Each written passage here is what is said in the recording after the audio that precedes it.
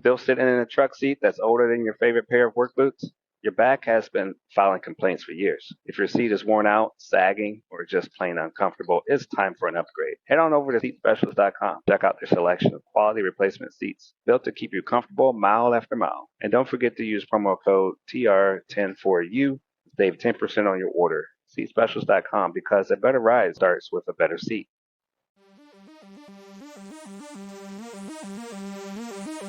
Welcome back to That's Delivered Podcast. I'm your host, Trucking Ray, and today we're talking money, the kind of money where decisions can make or break a trucking company. Our guest is Matt Putra, has helped six figures losses turn into seven-figure profits and scale businesses past 100 million. He's worked with e-commerce and CPG brands, and he's also had lessons where he brings cash flow, growth, and strategy to hit home for anyone who runs trucks, build fleets, and keep the lights on. And trucking is the industry where too many run on gut instinct, but Matt's here to show us how we can replace gut calls with financial clarity so we can scale with confidence. Thanks so much for having me, Ray. Good to see you. Awesome. And we got a lot to talk about. We can cover is your journey and your perspective of what's going on in the industry. You've worked in environments where you've made decisions backed by data and big money. What was the aha moment when you realized smaller owner-led businesses like trucking companies needed the same financial discipline? Oh, yeah. So I used to be a CFO of a private equity group, and the aha moment for me came when a really good friend of mine asked for help with his small business, him and his wife. And they was just like three of them, and they asked for some help. And I built them a financial, same things I would do for any other company. I built a financial forecast. I made some scenarios, did some reporting, and we just found out that that intelligence helped them make better decisions. And that year, we actually saved $50,000 that they would otherwise have spent on actually on shipping, shipping over the ocean. And I said, hey, well, why don't you try shipping on the sea, but pay for it a little bit earlier? And anyway, they saved a whole bunch of money. And so that's when I realized that like any business can benefit from like strong finance. Nice. It makes perfect sense. I mean, I think a lot of trucking companies often start as family operated operations. How have you convinced owner operators or businesses from doing things their way over 20 years or more? Financial structure, it's just important to get hmm things, as getting freight delivered on time. hmm Um, I don't know that I'm like convincing people per se, but I think when I meet someone who's frustrated with their results, or I meet someone who kind of wonders if there's more, or wants to grow, or wants to turn their business around, I think that kind of person kind of vibes with what I do.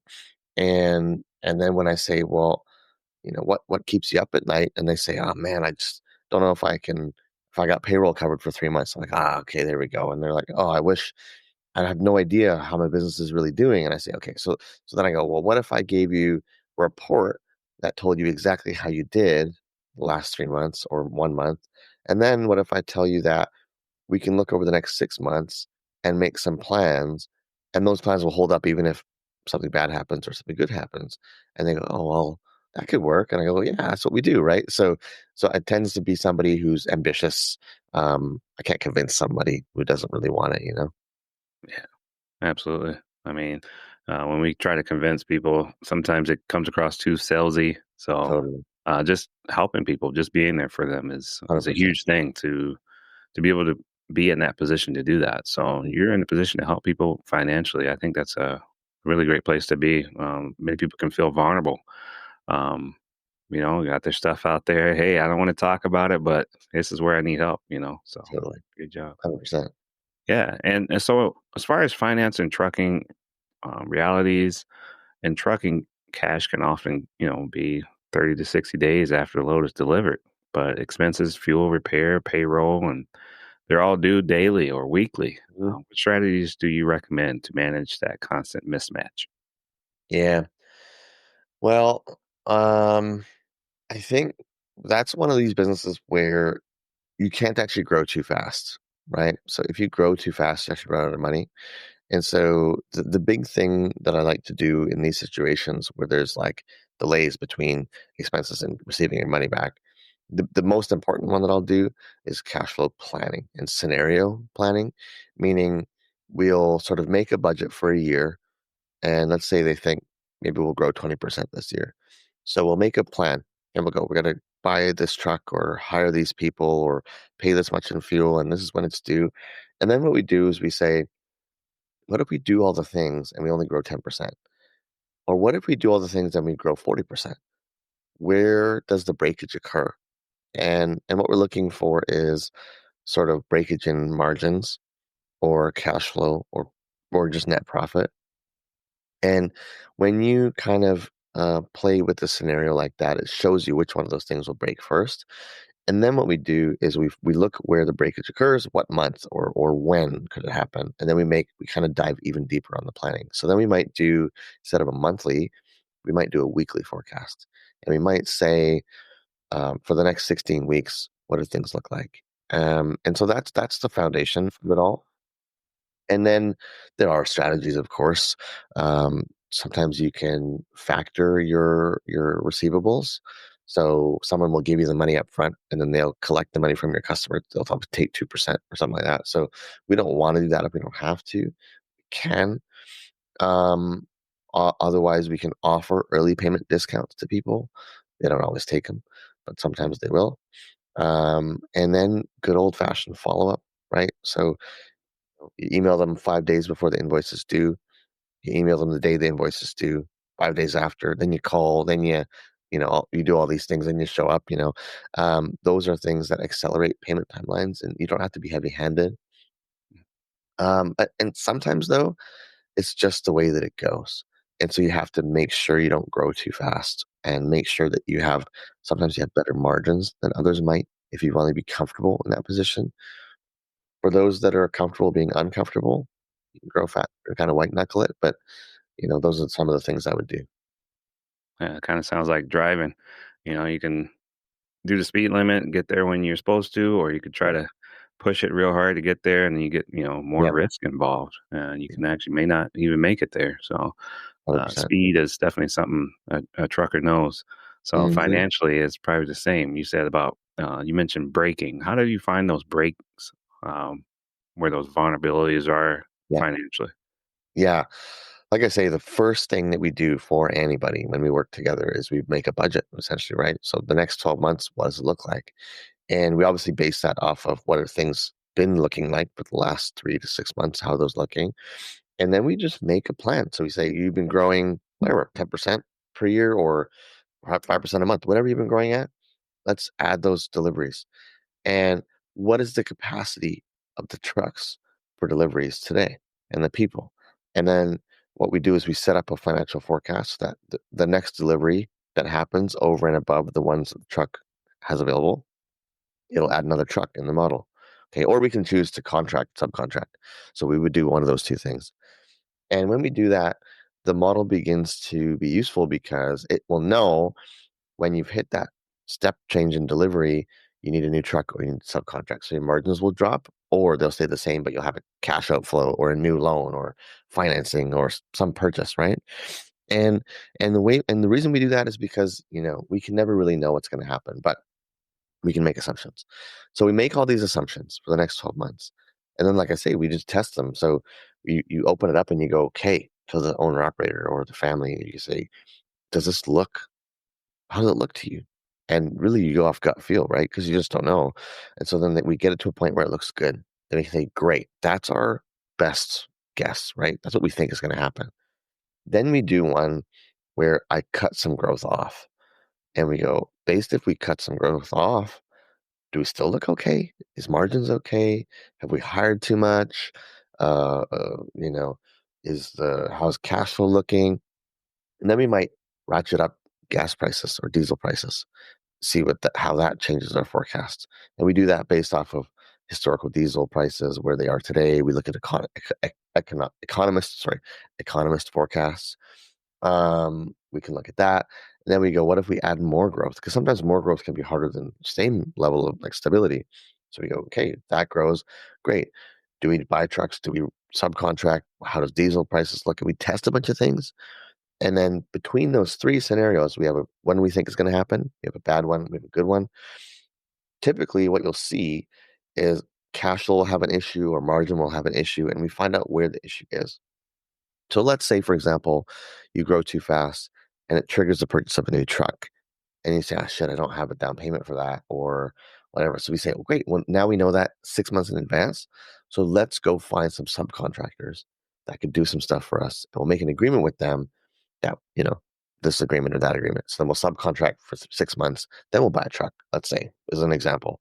So that's some of the ways that we do this. We just look at scenarios. What could happen if this? What could happen if that? We just test monthly. And typically the goal is to find a problem 9 months before it occurs. If we do that, we give people time to fix it before it even happens. So it's real reality, real thinking, and real time. I like the way you guys do that. Is this something you were always good at with numbers, or you just got a great team? What really makes the I magic work for you guys, man? It sounds like you got it dialed in.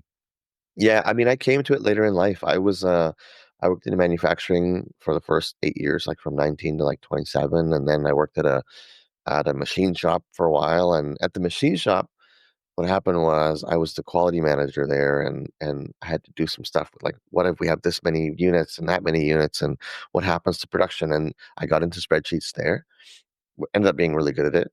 And then I went into accounting and finance. And so after that, I only became a CFO when I was 32.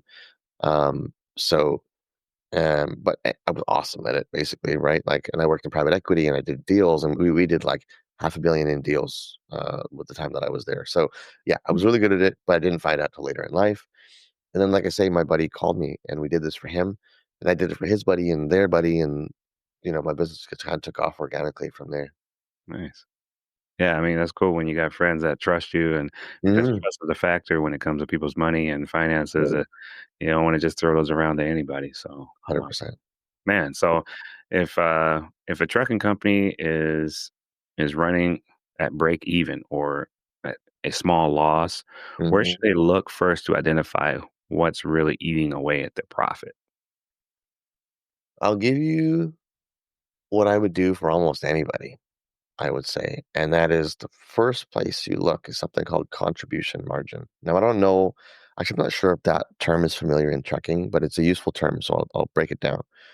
Contribution margin is net revenue. So revenue minus discounting or returns, not that you have returns, but rebates or promos or whatever. So net revenue, right? Then you go less your variable costs. This is going to be fuel and any variable costs. Let's say it's going to be like some repairs or maybe tires or brakes, things like that. Like that are the more you drive, the more costs you have. So fuel, variable costs. And so when you remove the variable cost of supplying the service, all the variable costs, you end up with contribution margin. So there's probably some hourly drivers, there might be subcontracts, there might be owner operators. And so anyway, as long as it's variable, you reduce your net revenue by everything that's variable, like everything. And when you want to identify variable costs, the way that those work is if you drive more or you do more deliveries, this cost also goes up. Doesn't have to be at the same rate, but if it changes if you drive more, or if it stops if you drive less, or slows down if you drive less, it's variable. So you do net revenue minus all your variable costs, contribution margin. What that means is from a dollar of revenue, how many cents do you get to keep to cover your fixed costs, like your admin or your office or leases and things like that. Those aren't going to change if you drive more or less. So, how many cents? So, from a dollar revenue, how many cents do you have? The first thing I want to look at is that. Is that positive? If it's not positive, you lose money every time you make a delivery, and you lose more money the more deliveries you make. So, obviously, we got to look there first. So, structurally, that's the most important thing I look at. Is that in line with my industry? I actually don't know what it is for trucking, but in CPG or e-commerce, for example, it's like 20 cents for every dollar of revenue should be left over. Now, from there, we have to look at our fixed costs, right? So, are we covering our leases? Are we covering our staff? Are we covering offices? All those different things. And if we're not covering those, what you do next is you organize all your expenses into three buckets: revenue generating, KTLO, which means keep the lights on, and other. And revenue generating costs, so let's say salesperson, if they're doing a good job, or marketing or something like that, you keep those costs because they bring in the money, right? Yeah. KTLO is keep the lights on. So if you don't pay your truck lease, you don't have a truck, so you can't make the money anyway. So it doesn't generate revenue, or you could put it there too, but so you have to keep the things that keep the lights on. Utilities. Maybe you have enough trucks where you have a mechanic, and rather than paying a service, you have your own mechanic. Well, that guy or girl keeps the lights on the trucks moving, so you can't fire them. And so figure out what is the KTLO costs and be hard on yourself with these. Like literally, really assess the owner's salary might not be KTLO, or the owner's wife, or mom or dad. Sometimes those might not be KTLO. You pay them because you're a good person, but you have to be really strict about how you put these in these categories. And then other. Other is everything else that's not those two things. And you just start kind of cutting other, right? And it's hard to say and it's hard to do and it's terrible, but start cutting other costs until you get to a point where you can grow the business and make some money. Yeah, reminds me of you're making a meal for somebody. You gotta really think about who's all coming. You want the head count. You want to think about, well, do we need all of that? Hmm. So you're making a recipe or a menu for people to enjoy, or Yeah, for a banquet, and you got to make some decisions. Maybe you you want a lot of dessert, but you can't swing it, right? totally. Yeah. 100%. Yeah, so I mean, especially for trucking, people say it's so hard to run a trucking company, So where you freaking got to hard. find a way to wash money.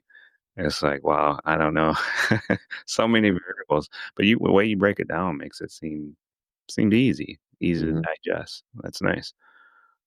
So scaling and growth, a lot of owner operators want to add trucks, but they underestimate the financial impact. You see the nice shiny trucks out there. From your experience, what hidden costs do people miss when they're scaling from, maybe say, if you were to take 1 to 5 trucks or up to 10?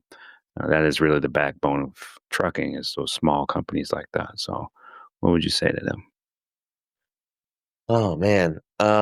Again, I go back to a forecast. That's the foundation of everything that we do, because you can ask, you can sort of assess multiple realities in a spreadsheet, right? And how does it look and how does it feel?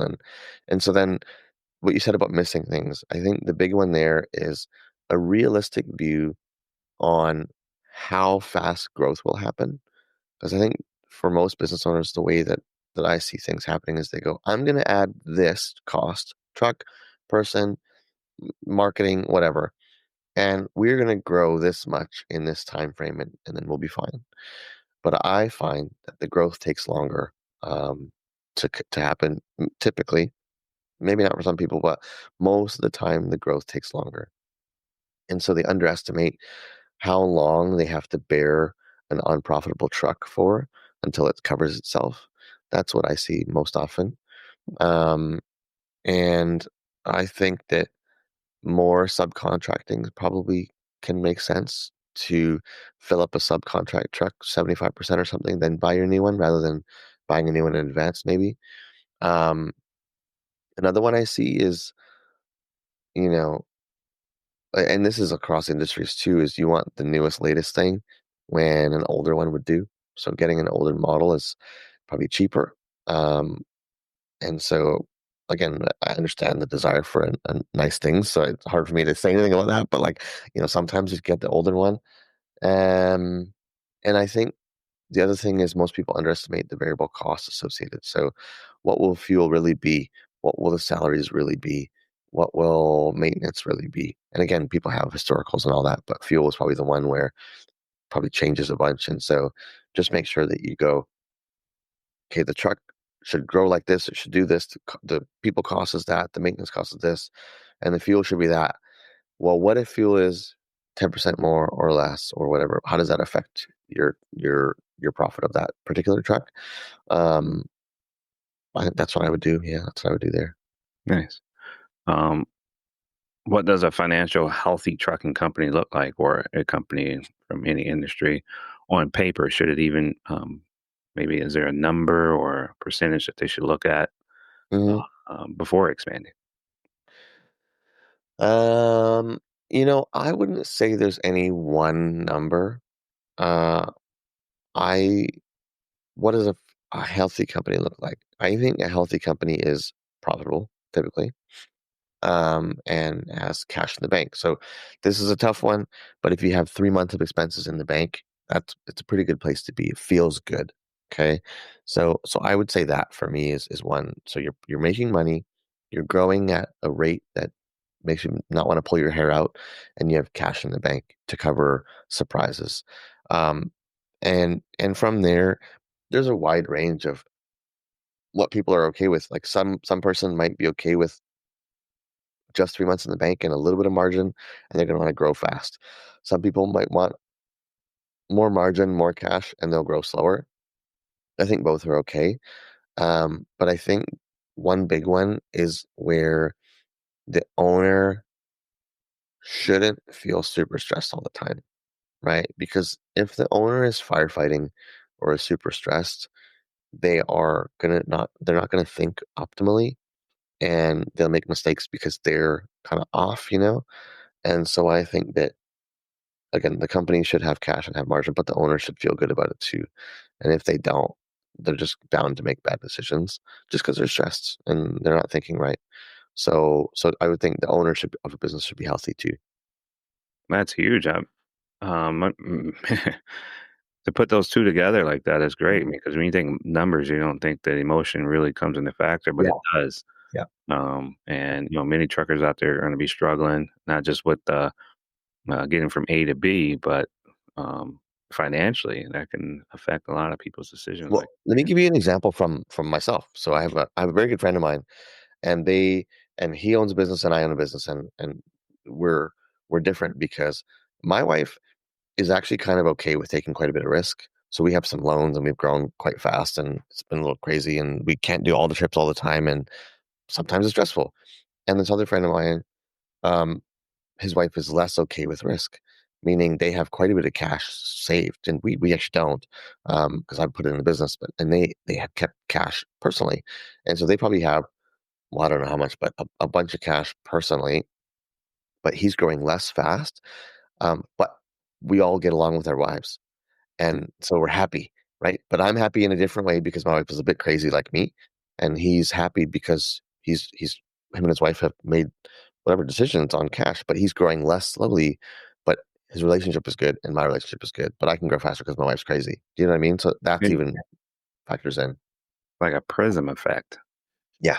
Yeah. Yeah, I get that. All right. So, and everybody's different, and like I like how you bring in the personal effect of it all Mhm. because everybody can't be like the other guy. You can't compare Mhm. yourself to the next person, and you definitely want to keep your wife happy or your partner. Mhm. Yeah, 100%. yeah.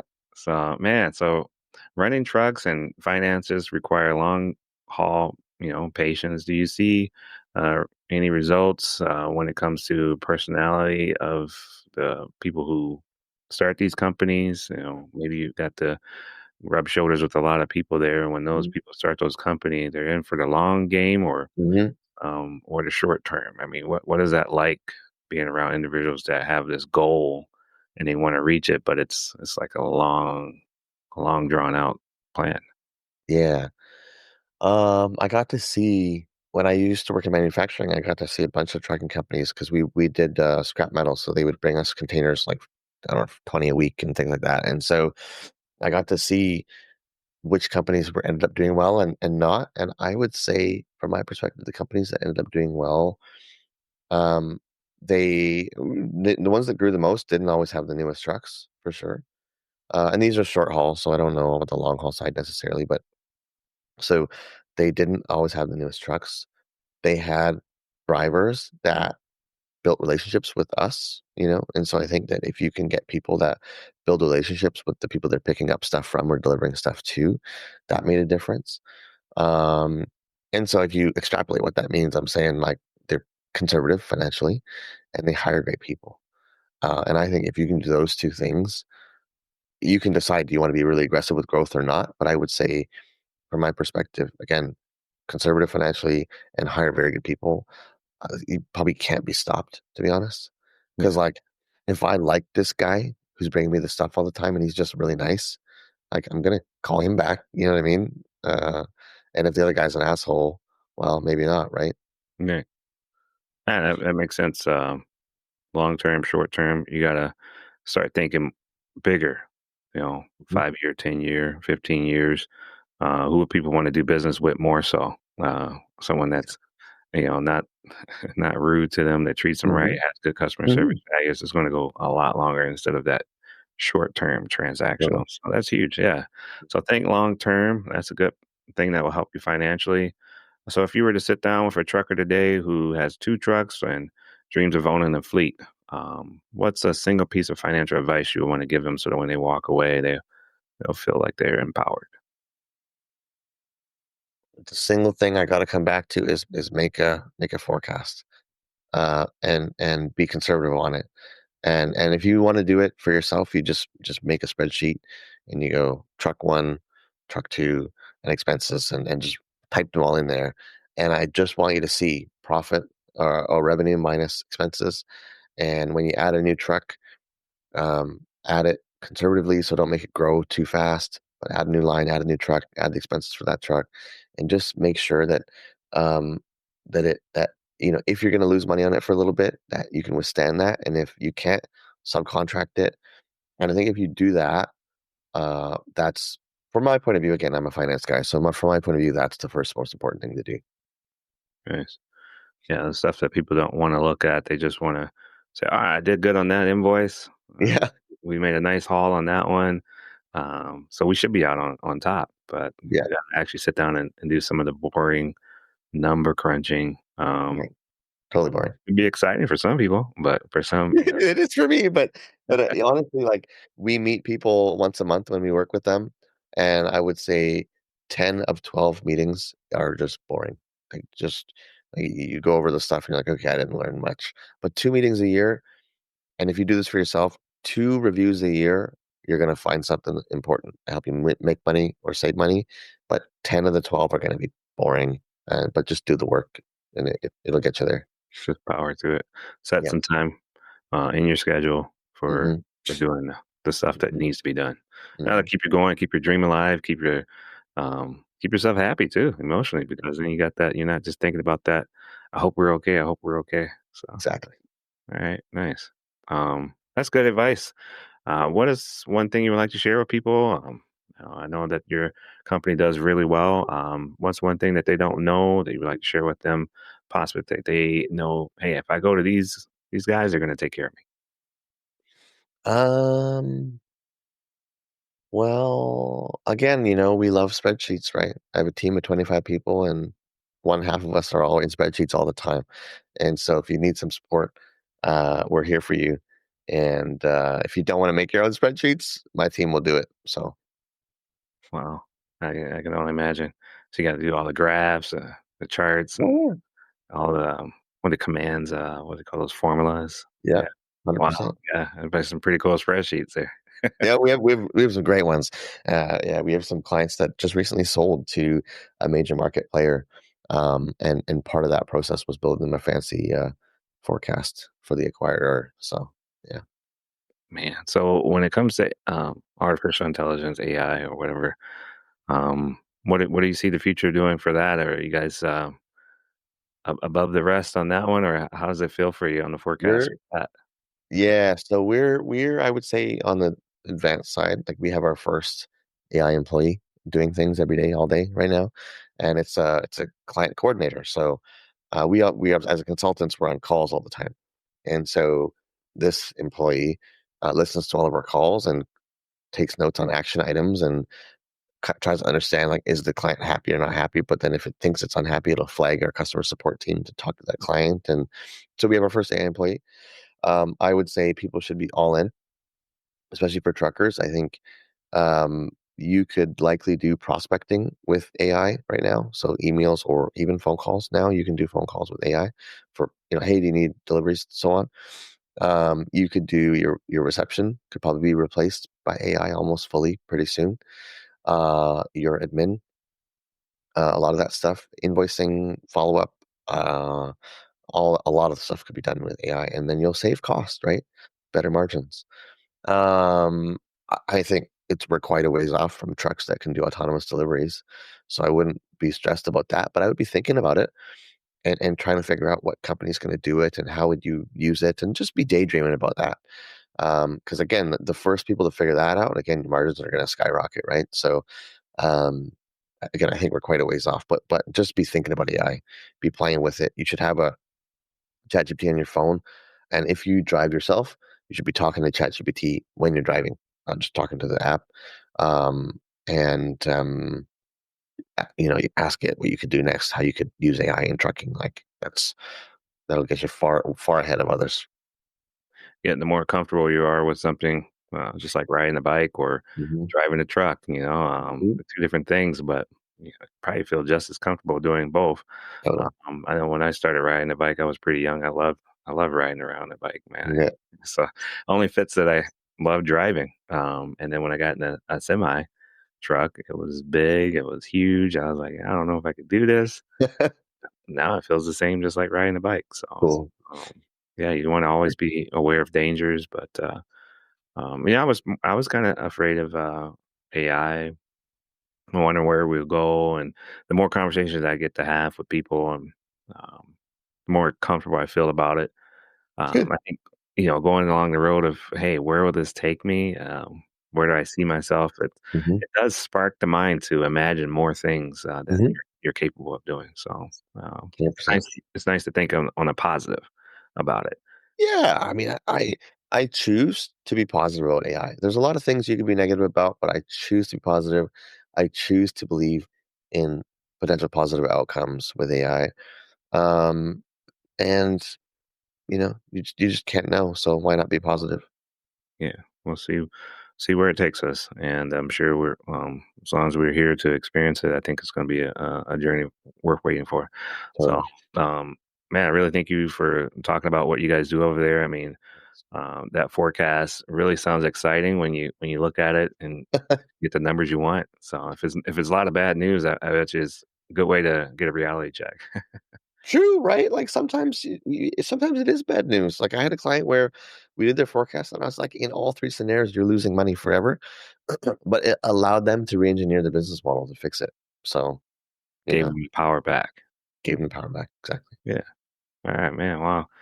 Well, thanks, Matt. I think it's been an eye Absolutely. opener. I think a lot of truckers out there, or even company owners, it may not be a trucker. You may just be in the industry, come across Hmm. a podcast. That your company is one that will help them see things when it comes to wealth, stability, and their future. Hmm. I really appreciate you guys taking the time to do this. And Thanks so much for having me, Ray. This was yeah, great. anything else you wanted to share with people out there, or let them know before we go? No, no. If you need to get in touch with us, my website is 8x.co, eighhtx.co. And if you need some help, find us there. Awesome. And I'll put the links in the notes. I appreciate that, man. So for those who want to learn more, please reach out to Matt and his team. We really thank you guys for joining us. And to everyone listening, please remember trucking isn't always just about running freight. It's about building something that will last Mhm. and stand the test of time. So get those numbers right, and we can see you in the right areas where you need to make the decisions to make your business grow. So I'm Trucking Ray, and that's delivered. Are you a trucker looking for a safe and reliable place to park? Look no further than Truck Parking Club. With locations across the country, we've got the perfect spot waiting for you, whether it's daily or long-term parking. And right now, use promo code DELIVERED at checkout for an exclusive discount. Reserve your spot today at truckparkingclub.com and drive stress-free, knowing your parking is covered.